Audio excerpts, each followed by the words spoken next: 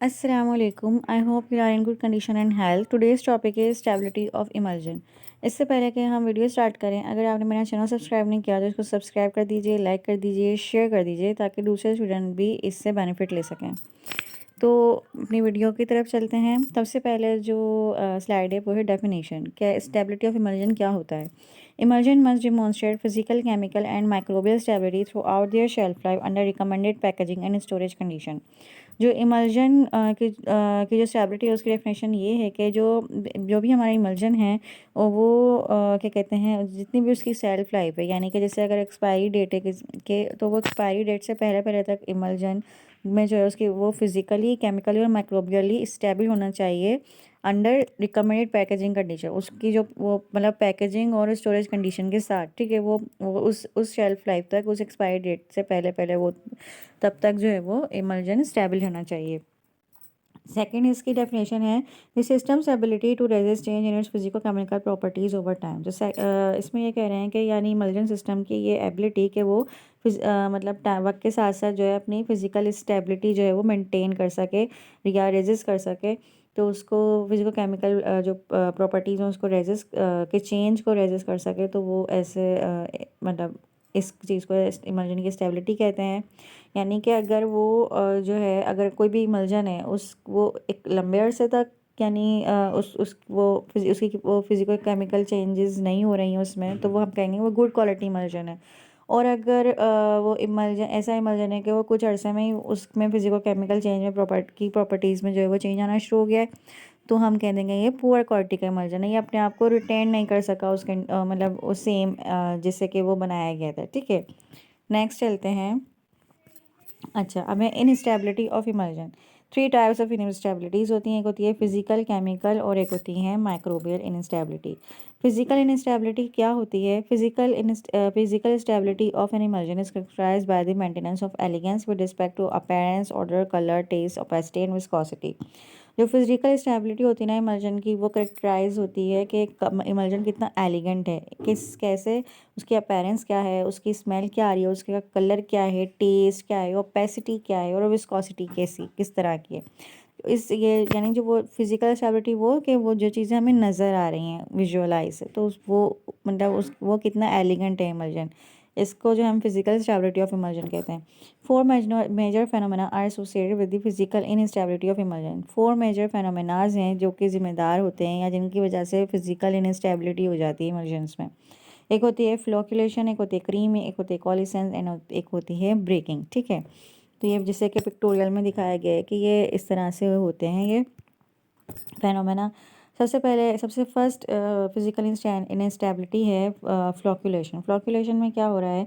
Flocculation is when the emulsion droplets aggregate and thereby form larger units. Flocculation तब होती है जब emulsion के जो ड्रॉपलेट्स होते हैं वो एग्रीगेट होना शुरू हो जाते हैं, यानी आपस में मिलना शुरू हो जाते हैं और वो बड़े यूनिट्स बना लेते हैं। जैसे कि ये पिक्टोरियल में दिखाया गया है कि ड्रॉपलेट्स जो है आपस में मिल के बड़े यूनिट बना रहे हैं।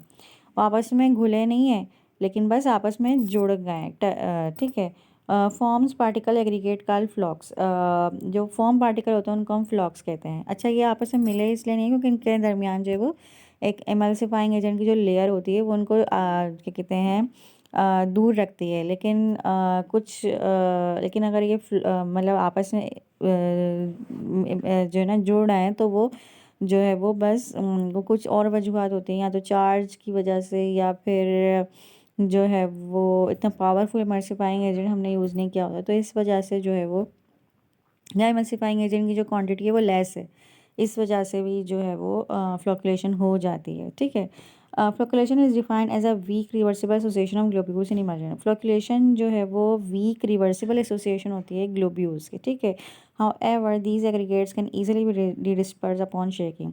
वीक रिवर्सिबल एसोसिएशन होती है, इसलिए अगर हम उसको शेक करेंगे इमल्जन को तो वो वापस से डिस्पर्स हो जाता है। Flocculation can be reversed by agitation, increasing the concentration of emulsifier or adding a high air HLB emulsifier.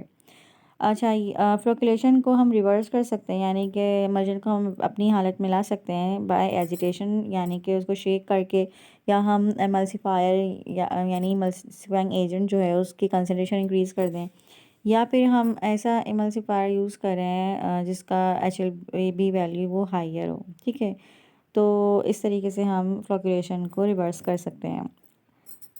Next है हमारी physical instability, creaming and sedimentation. Creaming and sedimentation क्या होती है? Creaming is the upward movement of dispersed oil droplets in an oil water emulsion, whereas sedimentation, the reverse process, is the downward movement of dispersed phase droplets.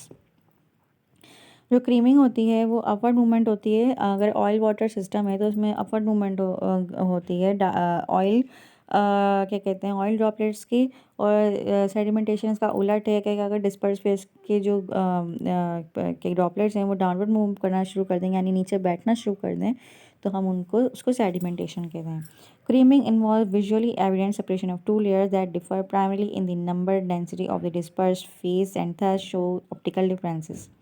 Claiming में जो है ना हमें visually दिखता है कि जो दो लेयर्स हैं वो सेपरेट हो रही हैं, और जो है वो क्या कहते हैं डेंसिटी का डिफरेंस होता है इनमें, इस वजह से सेपरेशन होती है। और ये जो है ना इसमें हमें फिर ऑप्टिकल डिफरेंसेस आना शुरू हो जाते हैं कि मतलब जो इमल्जन जो स्टेबल इमल्जन था उससे जो है वो डिफरेंट जो है ना ऑप्टिकल डिफरेंसेस होते हैं उसके।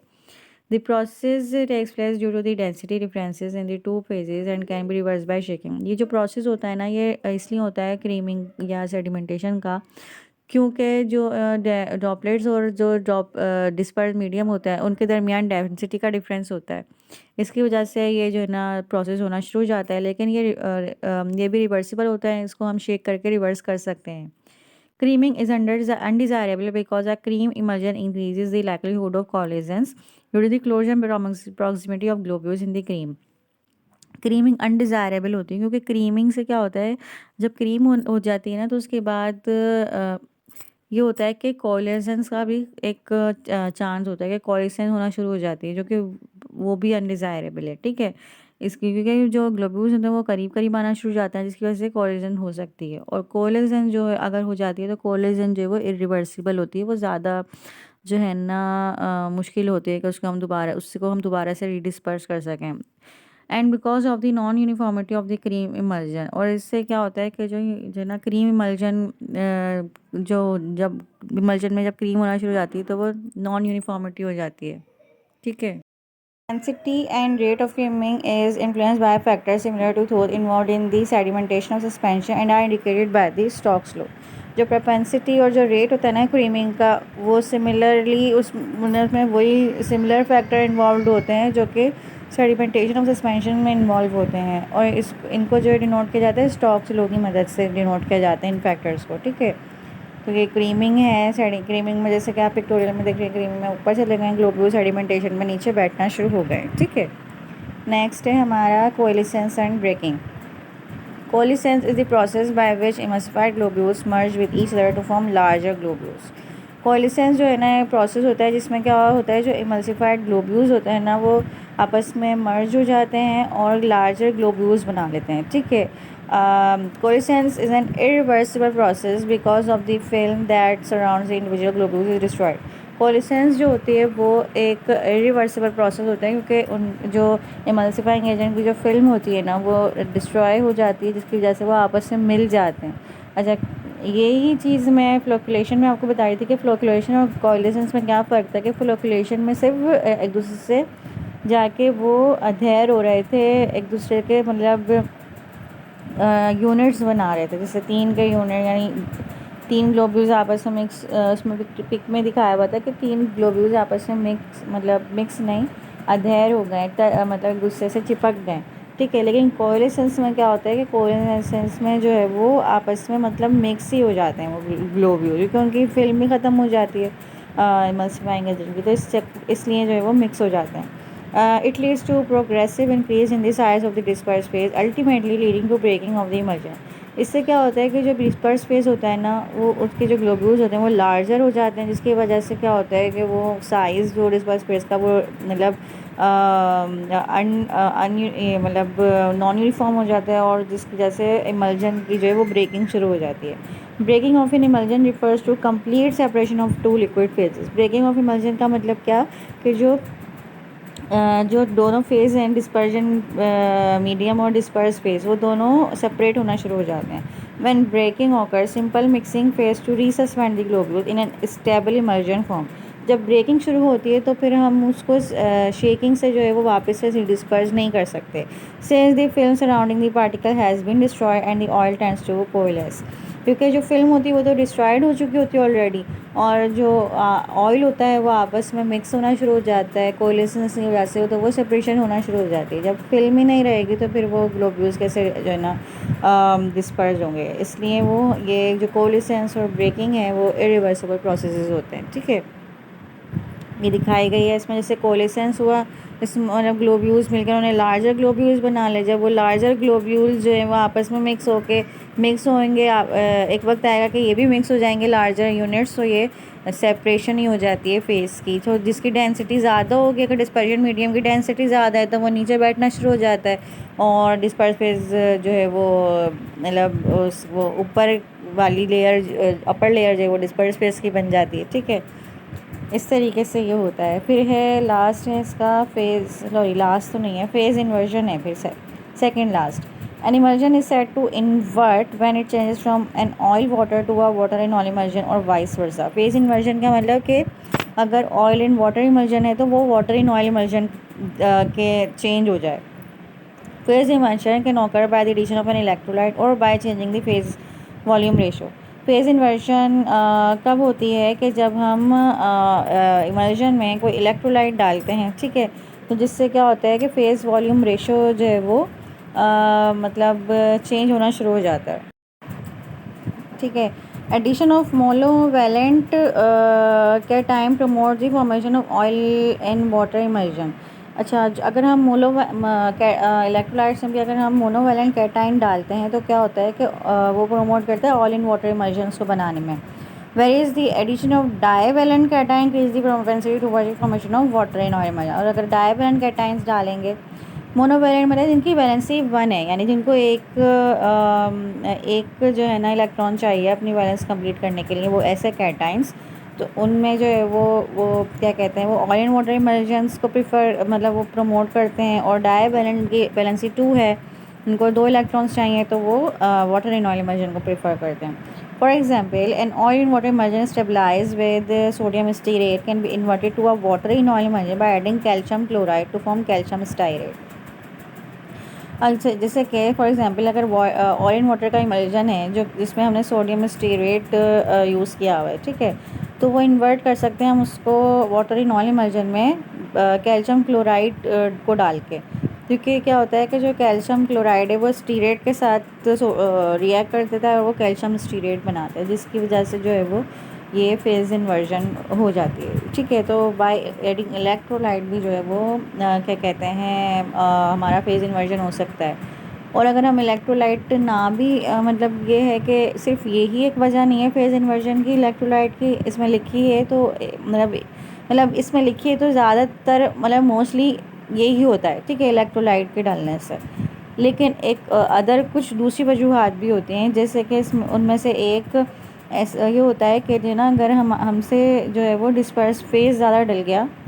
ठीक है, अगर डिस्पर्स फेज़ अगर जैसे कि अगर कोई इमल्जन है ऑयल एंड वाटर, तो हमसे अगर ऑयल की मतलब कंसनट्रेशन या कहेंगे कि वॉल्यूम अगर हमसे ज़्यादा हो गया तो इससे भी फेज़ इन्वर्जन हो सकती है, क्योंकि वॉल्यूम ज़्यादा हो गया। क्योंकि हमेशा क्या होता है कि जो डिस्पर्स फेज़ होता है उसका क्वांटिटी कम होती है और डिस्पर्स फेज़ की डिस्पर्जन मीडियम की ज़्यादा होती है। ठीक है, तो इस वजह से भी जो है ना फेज़ इन्वर्जन हो सकता है। जैसे कि इसमें ये दिखाया है कि ये प्योर ऑयल था, प्योर ऑयल में हमने जो है वो वाटर डाला तो ग्लोब्यूल्स बने, फिर और डाला तो एक स्टेबल इमल्जन बन गया वाटर इन ऑयल ग्लोब्यूल्स का। ठीक है, इसमें और जो स्टार्च पार्टिकल्स है उससे हमने जो है वो क्या कहते हैं हमने एज इमल्सिफाइंग एजेंट यूज़ किया था। ठीक है, लेकिन जब हम अगर हम और ज़्यादा इसमें डालेंगे, अगर हमसे और ज़्यादा डलेगा तो वो वाटर की कंसिस्टेंसी ज़्यादा हो जाएगी, तो वो ऑयल इन वाटर इमल्जन बन जाएगा और उसकी फेज़ इन्वर्जन हो जाती है। ठीक है, ये थी हमारा फेज़ इन्वर्जन। अब है लास्ट हमारी physical instability, Ostwald ripening. Ostwald ripening क्या होती है? Ostwald ripening is a diffusional mass transfer process in which large droplets within the emulsion system grow at the expense of small droplets because of the molecular diffusion of oil molecules from the smaller to the larger droplet throughout the continuous phase. अच्छा, ऑसफोल्ड ripening की होती है कि इसमें क्या होता है कि स्मॉल ग्लोब्यूल्स से लार्जर ग्लोब्यूल्स बनते हैं, क्योंकि जो मॉलिकुलर डिफ्यूजन होता है ना, क्या कहते हैं, ऑयल मॉलिक्यूल्स का स्मॉल से लार्जर की तरफ, इस वजह से मॉलिकुलर डिफ्यूजन की वजह से जो है वो स्मॉल ग्लोब्यूल्स से लार्जर ग्लोब्यूल्स बनना शुरू होते हैं थ्रू दी कंटीन्यूस फेस के अंदर। ठीक है, इसमें ये होता है, मतलब स्मॉल ग्लोब्यूल्स से लार्जर ग्लोब्यूल्स बनते हैं। इसमें क्या होता है, मास ट्रांसफ़र होता है, यानी कि अगर स्मॉल ग्लोब्यूल्स हैं तो वो आपस वो उसमें थोड़ा थोड़ा मास मतलब मिल के वो थोड़े स्मॉल ग्लोब्यूल्स के मतलब जैसे अगर 3 स्मॉल ग्लोब्यूल्स हैं तो उसमें जो है ना तीनों में से थोड़ा थोड़ा निकल के लार्जर ग्लोब्यूल्स बना लेंगे। इस तरीके से मास ट्रांसफ़र होता है ये। ठीक है, नेक्स्ट चलते हैं, हमारा नेक्स्ट है केमिकल इनस्टेबिलिटी। केमिकल इनस्टेबिलिटी में क्या होता है, the API must be chemically stable in the dosage form throughout the shelf life of the product under recommended packaging and storage condition in terms of both potency and impurities। जो API है, API क्या होता है, active pharmaceutical ingredient. ठीक है, जो हम main ingredient होता है वो केमिकली स्टेबल रहना चाहिए डोजेज फॉर्म में अंडर मतलब उसकी जितने भी शेल्फ लाइफ है उसके अंदर, और recommended packaging and storage condition में, यानी कि उसकी इन टर्म्स हम किस में बात कर रहे हैं कि उसकी पोटेंसी भी वही रहनी चाहिए। पोटेंसी क्या आती है कि मिनिमम अमाउंट ऑफ ड्रग जो कि थेराप्यूटिक इफेक्ट प्रोवाइड करे। ठीक है, तो वो पोटेंसी भी उसकी सेम रहनी चाहिए। और जो भी इम्प्योरिटीज़ हैं इम्प्योरिटीज़ ये है कि जो भी हमारी मेडिसिन होती हैं वो 100% प्योर हम उनको नहीं कह सकते कि 100% प्योर होती हैं। वो बहुत सारे जो है प्रोसेस से गुज़रती हैं, तो कहते हैं जो कि इम्प्योरिटीज़ को दूर करते हैं। लेकिन कोई भी चीज़ को हम ये नहीं कह सकते कि ये 100% मतलब क्या कहते हैं इम्प्योरिटीज़ से जो है ना क्लियर है। ठीक है, तो ये मतलब वो जो भी इम्प्योरिटी जितने परसेंट की भी होनी चाहिए तो वो उतनी ही होनी चाहिए। ठीक है, उससे ज़्यादा नहीं होनी चाहिए।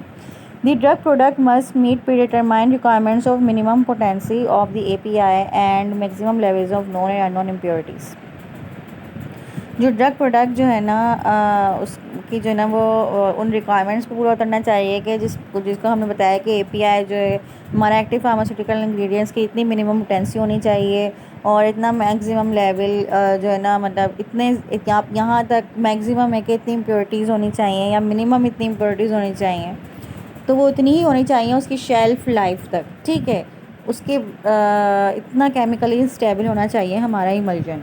Factors governing the reaction kinetics of the API such as the reactivity of functional groups and the kinetics of reactions are no different for emulsion dosage form than other solution based dosage form.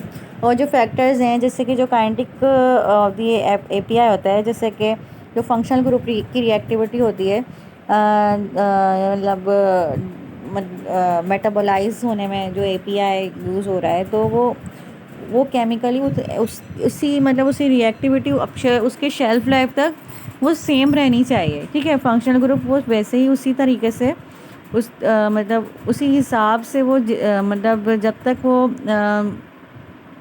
Utilise नहीं कर रहा patient उसकी जब तक उसी तरीके की activity होनी चाहिए फंक्शनल ग्रुप की। ठीक है, nevertheless separation of the reaction is rating species in the oily and aqueous phase can minimize the activity and improve stability of a drug in an emulsion.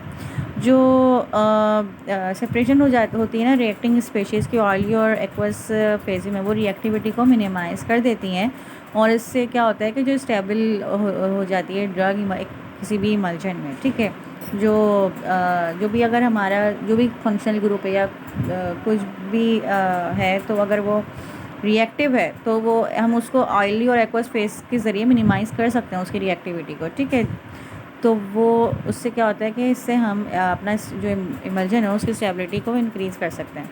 अब लास्ट हमारी instability है microbial instability. Microbial instability क्या होती है? Microbial load of a dosage form must be controlled in the compendial and the regulatory levels. जो microbial load होता है ना, अब मैंने वही कहा कि जो है ना जो कोई भी मेडिसिन 100% नहीं होती, कुछ ना कुछ परसेंट जो है होता है क्या कहते हैं मेडिसिन के अंदर भी। तो वो जो लोड है ना डोजेज होगा वो कंट्रोल्ड होना चाहिए उस रेंज में, उस क्या कहते हैं मतलब ये कहना चाहिए कि हमें कि वो जितना हो सके उतना जो लोड है माइक्रोबियल वो हम जितना कर सकते हैं उतना उससे जो है ना वो पाक साफ होना चाहिए कंपेटिव और जो रेगुलेटरी लेवल्स है उसके अंदर। In addition to the health risk of microbial growth micro organism in an emulsion can cause physical separation of the phases. अच्छा, हेल्थ रिस्क माइक्रोबियल ग्रोथ अगर हो जाती है फॉर एग्जांपल हमारे इमल्जन में, तो उससे एक तो हेल्थ रिस्क तो होंगे ही, लेकिन उसकी क्या फिर माइक्रो ऑर्गेनिजम्स क्या करता है कि जो फिजिकल सेपरेशन कॉज कर देता है इमल्जन में।